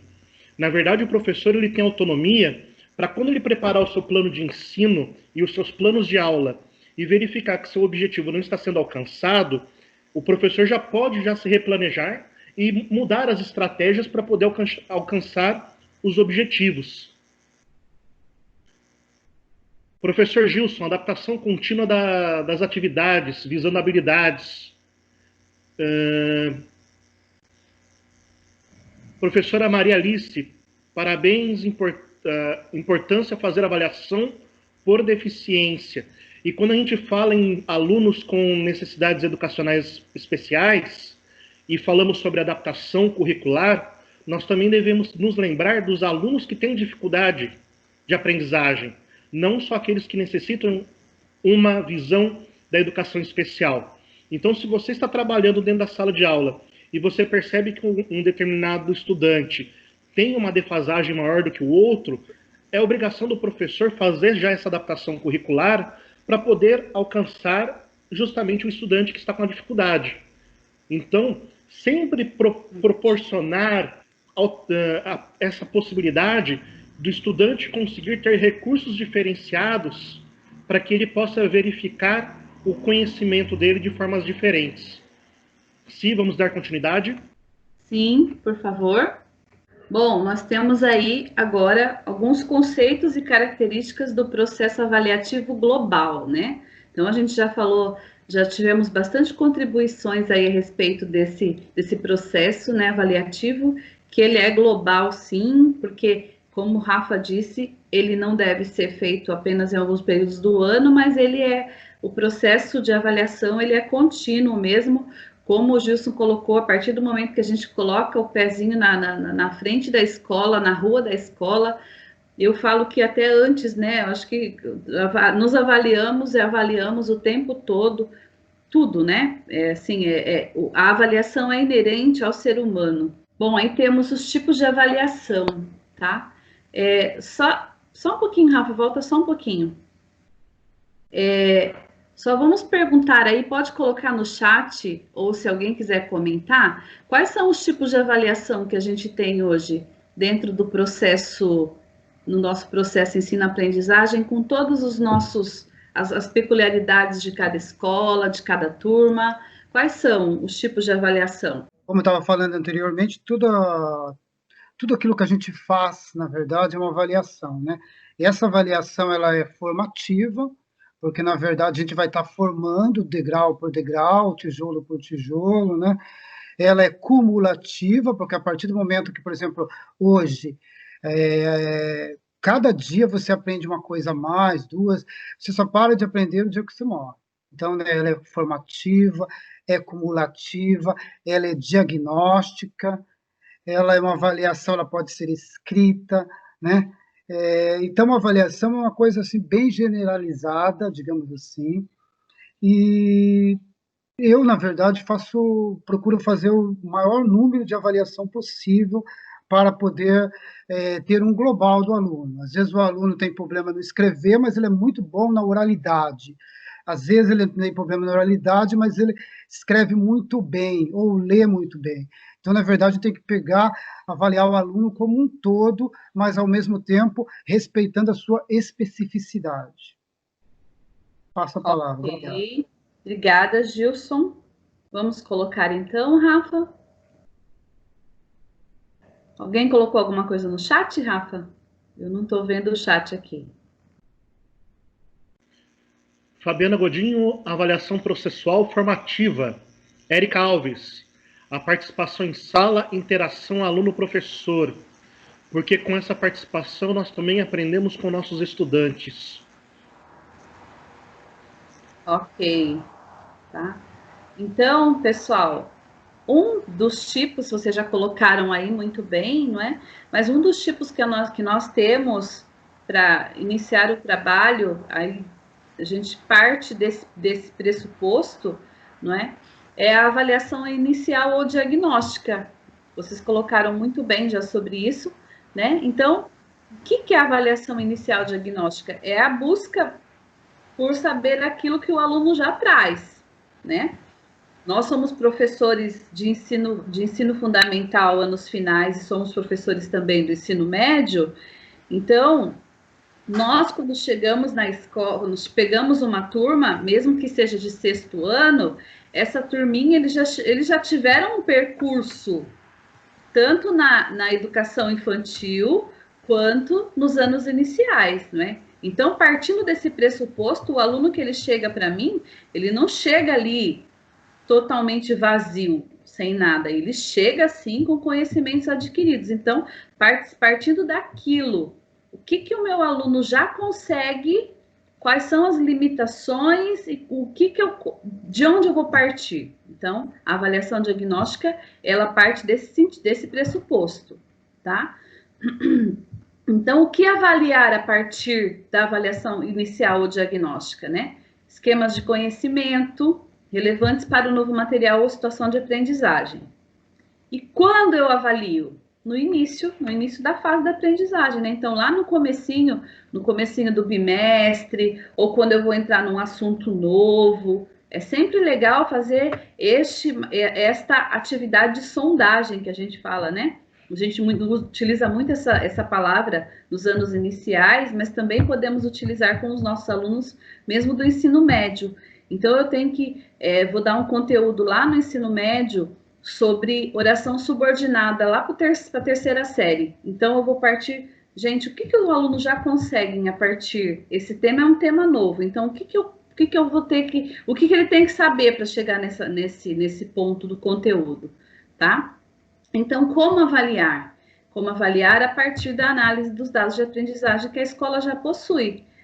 Aí é que entra, sim, muito o registro do professor, tá bom? O registro do professor no sentido de que eu vou ter que avaliar, vou ter que utilizar algum instrumento, como o Rafa colocou. Pode ser um seminário?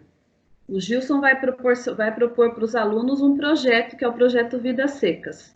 O quanto de coisa que ele vai ter para avaliar dessas crianças, desses alunos que vão participar desse projeto, tá? E também, com certeza, ele vai fazer uma avaliação diagnóstica inicial para começar o projeto dele, que é o projeto Vidas Secas. E assim, em todas as aulas, em todos os projetos, tá? Em todas as avaliações. Como vocês colocaram, né? Então, temos a avaliação formativa, que é o tipo de avaliação que ela está dentro do processo de aprendizagem, tá? Então, o que é a avaliação formativa? Ela parte do princípio da observação sistemática do aluno, a partir de um checklist das habilidades que eles conseguiram desenvolver ou não. Então, cada professor aí desenvolve um controle de acordo com as necessidades dele ou com aquilo que ele está acostumado, né? Então, o que eu avalio na avaliação formativa? Progressos, dificuldades, bloqueios. Às vezes aconteceu alguma coisa com o aluno, ele ficou nervoso. Tudo isso parte da avaliação formativa. Ela é durante o processo de aprendizagem e ela é observação sistemática e focada no processo de ensino-aprendizagem, tá bom? Também vale aí lembrar que o registro é muito importante neste momento. Temos aí a avaliação somatória também, né? Que avalia o quê? Os tipos e os graus de aprendizagem. Então, lá é onde a gente coloca os objetivos finais, didáticos, o propósito dos conteúdos, os objetos de conhecimento que estão selecionados, tá? Então, quando que a avaliação somatória ela é utilizada? Lá no final da aprendizagem, da etapa, lá no final do bimestre, né? Então, eu avalio o quê? Tem registro, tem observação, tem comportamento, tudo aquilo que o professor observou durante o percurso, durante o bimestre, ele vai colocar lá como a nota final do bimestre do aluno, aí a gente fala que aí é a avaliação somatória, tá? De repente, tem professor que utiliza assim, né, Rafa? Vai colocando as atividades ali, eu dei um seminário, eu vou contar 2 pontos. Eu dei uma atividade escrita, eu vou contar 1 ponto, né? Assim por diante. Simone, deixa eu te interromper um pouquinho, eu não estou achando minha mãozinha. A hora que você pudesse, me passa a palavra. Obrigada. Pode falar, minha querida. Pode falar. Bom dia, queridos. Então, a questão de avaliação, eu tenho uma consideração que eu acho que é legal, que todo mundo faz, mas talvez a gente não se deu conta. A gente nunca pode deixar de levar em conta o quanto aquele aluno evoluiu. Porque o que acontece? Às vezes um aluno que evoluiu pouquíssimo e teve uma boa uma boa participação em tudo, que aprendeu o conteúdo muito, ele não se dedicou e não conseguiu avançar tanto em relação ao outro. Então, eu observo muito isso na escola. Os alunos que têm facilidade na aprendizagem, às vezes eles evoluem para um quantitativo, vamos falar em quantitativos, né? Chegamos àqueles objetivos para aquele bimestre, mas ele quase não se esforçou nada para chegar àquilo. Então, eu costumo, na sala de leitura, fazer as avaliações das atividades que eu tenho dado, que eu tenho passado, de uma forma a contribuir exatamente com essa questão. Então, quando eu detecto que eu consegui despertar o interesse de um aluno que tem muita dificuldade, por exemplo, em inferir informações, extrair informações implícitas num texto. Aí, de repente, eu consigo, com a sala de leitura, uma atividade que eu consegui motivá-lo naquilo. Então, eu readequo para aquele aluno aquela atividade. E, às vezes, um que já tem essa habilidade desenvolvida, ele vai conseguir fazer todas as outras atividades de um modo muito satisfatório, sem se esforçar nada. Mas aquele que conseguiu avançar para esse objetivo e consegue, então, a partir daí, já começar a tirar as informações de um texto, ele precisou se dedicar muito mais. Então, eu tenho aprendido também isso. Às vezes, dentro de todo o processo, porque a avaliação, como a gente todos falaram, ela é um processo sempre, ela nunca é estanque, ela vai ser contínua, desde a hora que o aluno chega até que a gente termine aquele ano e continua nos anos seguintes. Né? Então, a gente tem sempre que ter os olhos também para essa questão. O quanto esse aluno, nem sempre quem aprendeu mais evoluiu mais. Porque muitas vezes ele já tinha aqueles pré-requisitos e ele passou aquele bimestre quase sem evolução de uma nova habilidade adquirida, enquanto uns se esforçaram muito para adquirir essa nova habilidade. Passo a palavra. Esse é o último slide sobre avaliação. É só as recomendações, fazendo uma síntese geral, né? Nós vimos os tipos de avaliação ali um pouquinho antes. Então, a observação sistemática, né? A análise das produções, as atividades específicas do professor e a autoavaliação, né? Aí, quando eu falo autoavaliação, nesse caso é para o aluno, mas também para o nosso trabalho hoje, que está aí em tempo remoto, né?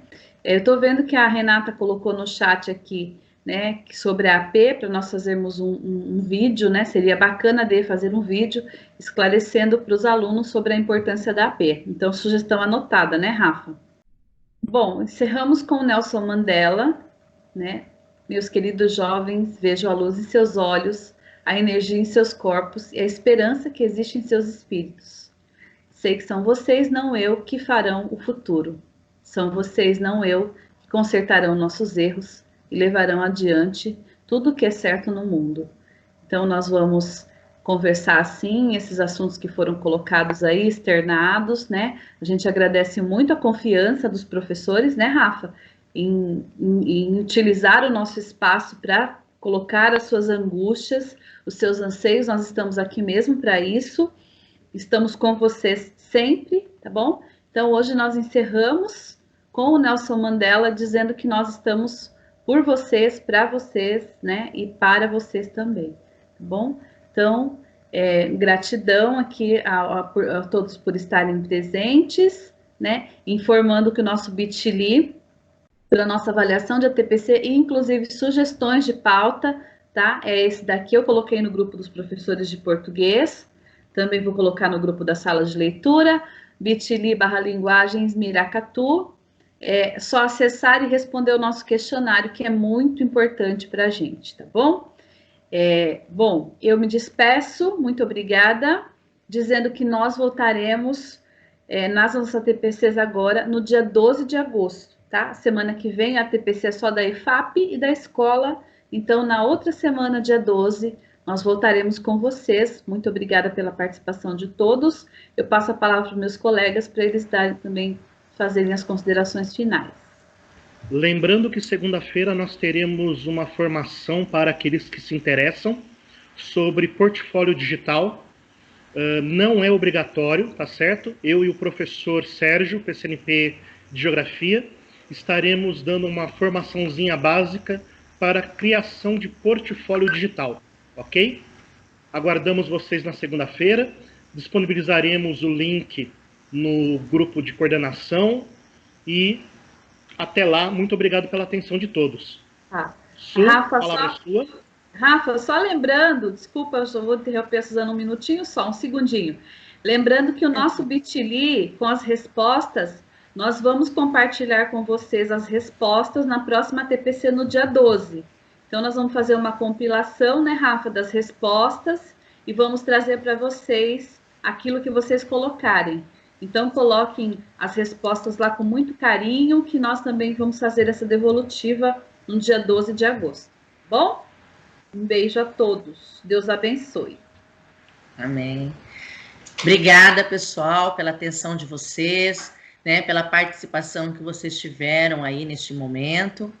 E que continue participando, né? Façam essa colocação para nós, né? Vão lá no Bitly, tá? E agradeço e que vocês possam ter uma boa tarde e fiquem com Deus, tá bem? Beijos no coração. Supervisora Selma, a palavra da senhora, por gentileza. Muito obrigada pela participação e contribuição de todos. Um bom dia.